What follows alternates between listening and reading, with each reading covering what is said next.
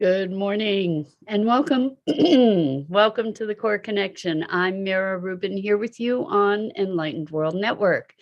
And today's topic is breakdown and breakthrough, and how when we've experienced the destruction of our world, when we're left on the floor, how that actually provides us with openings to new possibilities that wouldn't otherwise have been considered or available to us.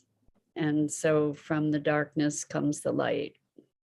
Anyway, it should be an interesting conversation. Good morning, Rosalind. So good to have you here with us, as always. And welcome to everybody else who's joining us. Before we get started this morning, let's take a minute or two to get present. So let's take a deep breath in through your nose and hold it. And imagine clean, crisp oxygen flooding your lungs, flowing into your bloodstream, nourishing all your cells, all your organs, bringing vital life energy to your body and being. And as you exhale any tension, stress, negativity, fatigue. And now let's take another deep breath in through your nose and hold it. This time, imagine brilliant, bright light lighting you up from the inside out, illuminating, electrifying, and energizing all your cells, all your molecules and electrons, and creating this brilliant beam of light from your heart out into the world. And as you exhale any remaining tension, stress, negativity, fatigue. And now let's just gently press our palms together and very softly rub your fingers against your palms to feel that deliciousness, that sensation. Really allow yourself to be present to it. And through that presence, allow yourself to become aware of the remarkable gift of this physical form that enables us to experience life. Welcome, welcome, welcome. Good morning, Lisa. So good to have you here with us this morning. So today we're talking about breakdown and breakthrough. And I considered other names for this morning's discussion, like holding polarity, being able to hold the darkness and the light all at the same time, the breakdown, the breakthrough. This came about as a conversation because yesterday it was a very emotionally fraught day for me, challenging day, where I don't know if you've ever had those days where it felt like whatever you were doing, you were swimming upstream and everything felt like resistance and obstacles, even when you'd sort of step back and let go. I give up, I surrender, and still, obstacles and what I saw in myself yesterday and actually allowed myself to experience was a deep brokenheartedness and being present to the whole notion of what it feels like to feel broken. And in the context of that, at the same time that there was this deep resignation, hopelessness, brokenheartedness, hurt, all these really deep emotions at the same time, there was all kinds of hopefulness arising, or activity, like a higher calling, a higher sense of purpose. And what I noticed was that that there was this letting go of the identification with this individuated pain and the stories associated with that, and it gave over to a larger focus, to a focus on greater service, to a focus on mission, and that I'm more than compensated for, but actually it transcended the brokenheartedness, but it also transformed it into a level of resolve. Um, and there were all kinds of crazy openings that occurred after allowing myself to have been present to that brokenheartedness. So it's really, really interesting dynamic, breakdown, breakthrough. So Rosalind says, when the old mold doesn't fit anymore, the new pair of shoes may take time to break in before it feels comfortable. Really, really accurate, Rosalind. And we can also find that the old mold is feeling really constraining, and then we do get to break in those new shoes. I love that analogy. Thank you for that. Yeah, so I think that when we are, good morning, Isabel, welcome, so good to have you here with us this morning. I think that when we allow ourselves to be present to our pain. Good morning, Kimberly. Welcome. So good to have you here with us this morning. We're talking about breakdown and breakthrough. And I was just talking about how yesterday was a day where I just felt so present to a brokenheartedness and deep in my soul. And I allowed myself to experience that, and just wept for a while. And out of that, maybe it was the release of the energy, maybe it was the acknowledgement of it, rather than the resistance to it. All of a sudden things started flowing, and this sense of purpose and bigger vision emerged. So the focus went from an individuated attention, an inward attention, to pain and suffering and loss and all of that, to an external focus of possibility. And what that presents me to is the essential importance of purpose, to have something greater than oneself to devote oneself to. So Kimberly, I believe it was you who was speaking yesterday about being a caregiver and falling into that role. I think that when we care for others, it is a way that enables us to get outside of ourselves. Now, there are more and less life-affirming ways to do that, for sure. But and I'm not saying that caring for another is greater than caring for oneself. And I'm not saying that we shouldn't care for ourselves, because we need to. And having a deep sense of purpose, of something greater,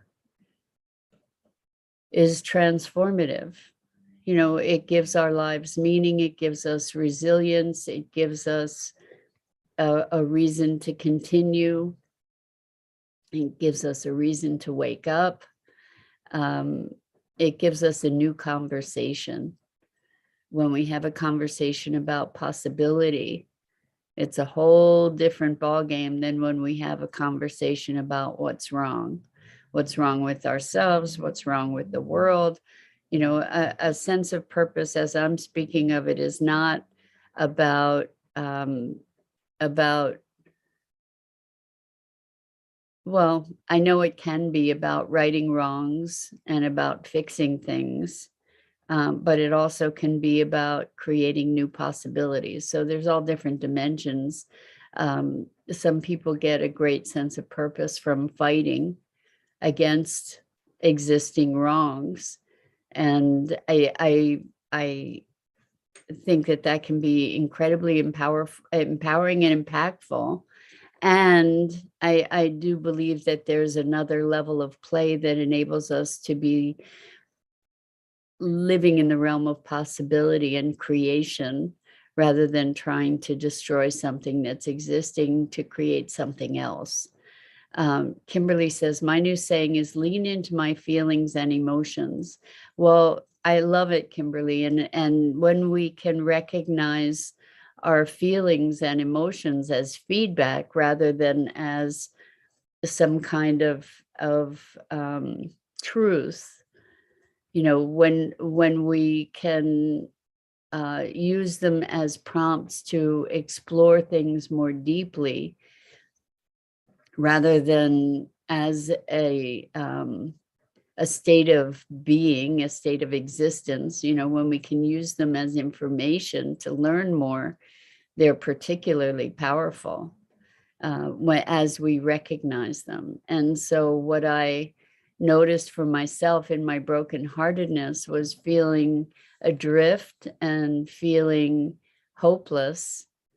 And when I instead focused my attention, I was gifted the opportunity, really, where things showed up in my email, even gifted the opportunity to refocus my attention on possibility and on something greater than myself.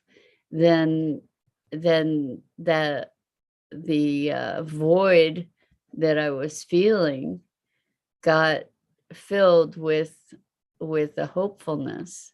So from the despair came a sense of purpose and focus and resolve. And I can't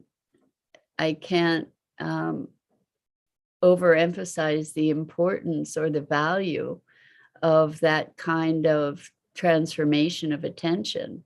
So Rosalind says the things not working triggered an emotion. The self identified the resistance and then interpreting or creating a story to make peace. The peace arose from forgiving. What created the space of opening?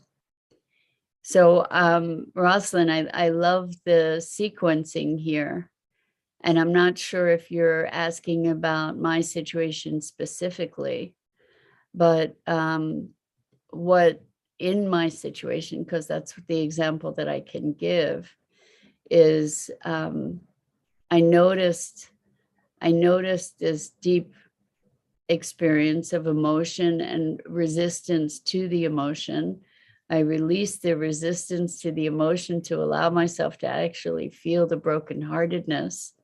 Feeling it, I think, allowed the energy to move so that it wasn't so congested and constricted.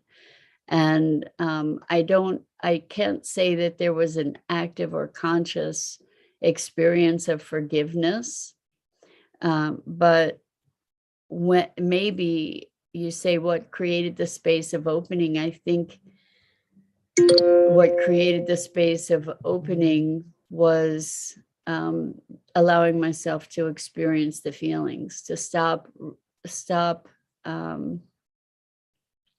resisting them.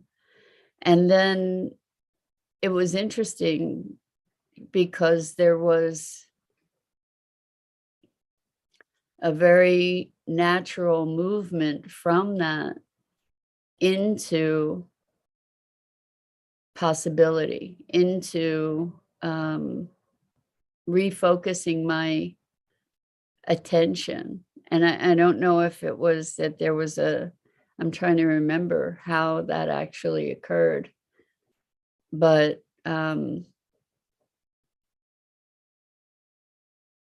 it may be that because I've been practicing these things for so many years, that there was a natural transition about, well, what kind of attention would better serve me in this moment. looking at the brokenheartedness. And so, looking at what was the cause of the brokenheartedness, and lots of it was personal. But a lot of it, what I think I noticed is that a lot of it was feeling isolated. And so as I recognized that, and this wasn't necessarily a fully conscious process, but as I recognized that, then I naturally looked for, well, what would create connection? And I've, if I do say so, rather artfully created opportunities in my life for connection to the greater whole. And that's where I engaged. So for me, it's issues around sustainability and building action and community to connect people, to make a difference, to engage collectively in positive growth. So that's where my attention went. And as my attention went in that direction, then opportunities just showed up. Like I got an email telling me about an event online that it was minutes before, so I was able to connect with that. And it was really enlivening and gave me new connections and greater hope. So really, really powerful. So Kimberly said, Elaine says, Kimberly Wilson, the ability to feel our emotions is the dissolving process of old energy, old beliefs, and you're now ready to let go. Leaves one with a lighter and deeper connection to the one true self within. On the journey, a walk to remember who one really is. All is love, light. Beautiful, beautiful, Elaine. So well said. That really feeling our emotions are energy. And when we stop resisting those emotions and we allow ourselves to experience them, that act in and of itself enables the flow of that energy. And I think one of the shifts that occurred for me is that the energy that had been focused inward, like poor pitiful me, I'm so, I have had so much pain or whatever, and turning that outward to saying, what is my connection with the world, really created a profound shift. Kimberly says, thank you for giving so much to us. We're here for you. Thank you, Kimberly. I appreciate that. And I'm sharing this to, I'm sharing this because I think it's a very human experience. We all go through times of darkness and times of light. And we can be going through both at the same time. That's the thing. That's the why I was considering calling today holding polarity, because at the same time that I was recognizing my experience of loss, I was also recognizing this passion to engage with the world in a generative way, and to be in the midst of that experiencing light and dark all at once, was a really, really powerful experience.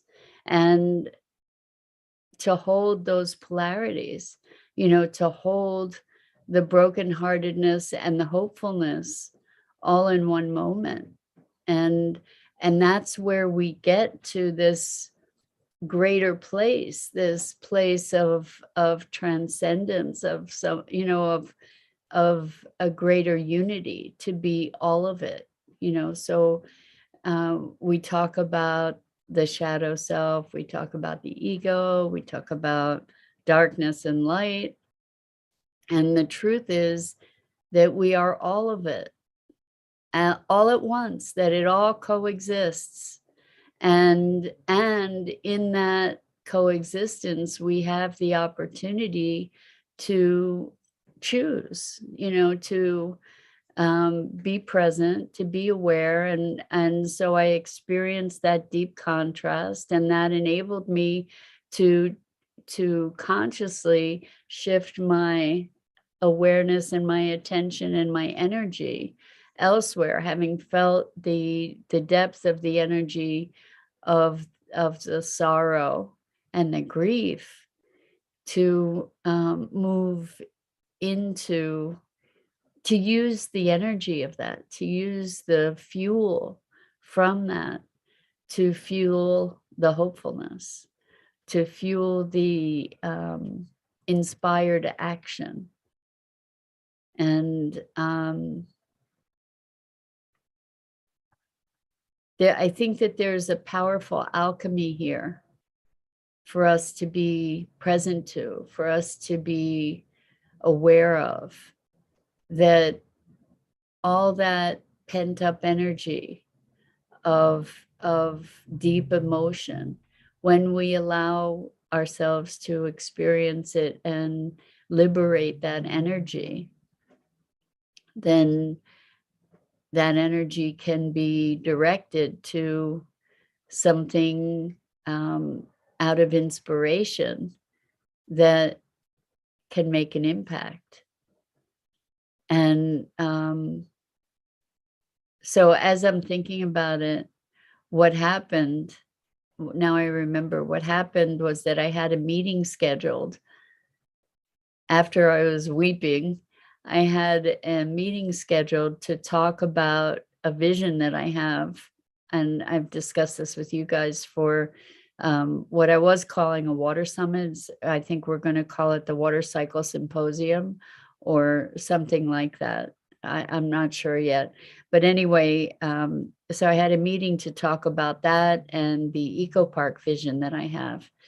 And so moving from that brokenheartedness, I was able to step into the energy of possibility and creationship. And it's the same energy. It's the same energy.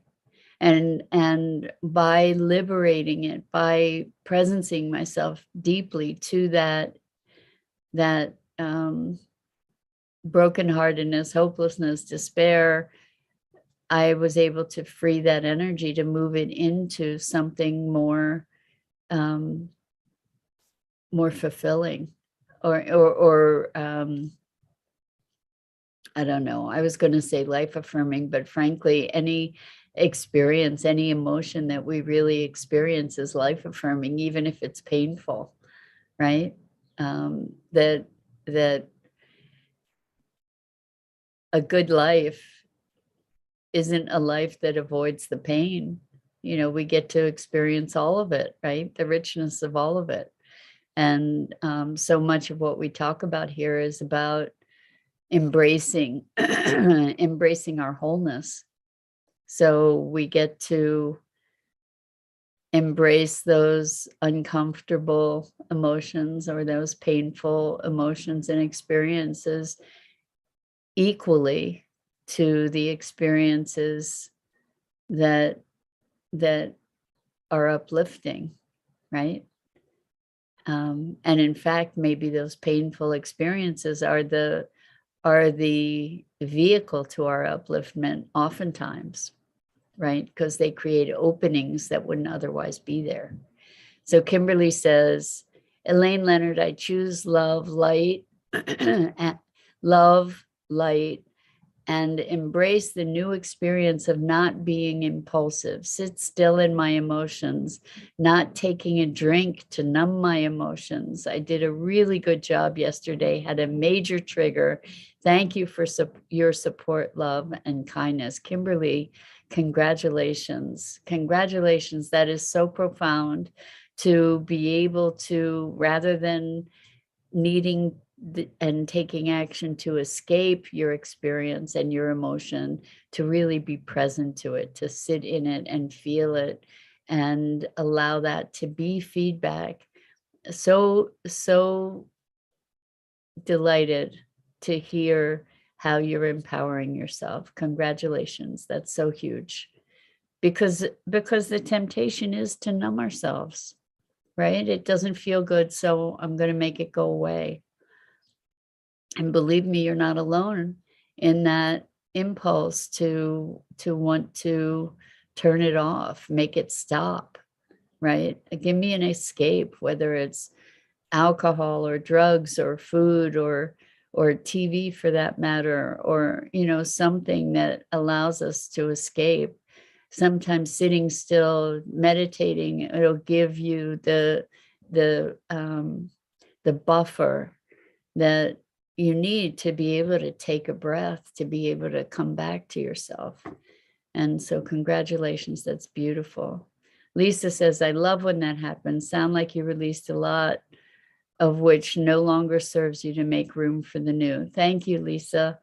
Yeah, I think we all have it. And I think that right now, with so much going on in the world, there is a lot of emotion, a lot of response to that is not just personal. So in our own lives, we have whatever's going on, and then we look at the world, and that mirrors whatever our experience is, so that we can see all the sorrow and pain and anguish in the world, and that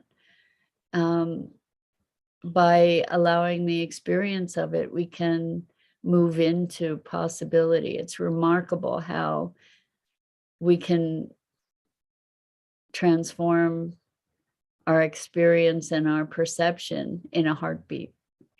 So with that, I'm going to wrap it for this morning. I have an appointment. So much love and appreciation to all of you for the journey that you're going through, for the courage that you have, for the authentic sharing of your heart in this venue, and for showing up and engaging in these conversations with me. I so appreciate it and appreciate you. I'm Mira Rubin. This is the Core Connection, and I go live here on the Enlightened World Network Facebook page each weekday morning at 9 a.m. Eastern. Rosalind says, so allowing self to experience the emotion, the focus turned toward other possible outcomes, to all arose from the same place at the same time. Beautifully, beautifully said, Rosalind. Thank you so much, Dido. I'm thinking it's Dido, and maybe I don't know if it's Ruth and or Dido and or Sue, but whoever's here, thank you so much for being here. And Rosalind says the choice to choose created the opening to how you express the core value that was identified. I love it, Rosalind. Thank you. Thank you. Thank you. I would reread it, but I don't have time. And so much love and appreciation to all of you. I hope to see you again here.